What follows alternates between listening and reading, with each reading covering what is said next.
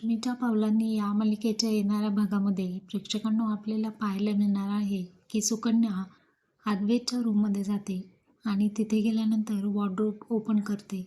त्यामधून जुनी ट्रंक ती बाहेर काढते. त्या ट्रंकमध्ये तिला कलाने लिहिलेली एक चिठ्ठी सापडते.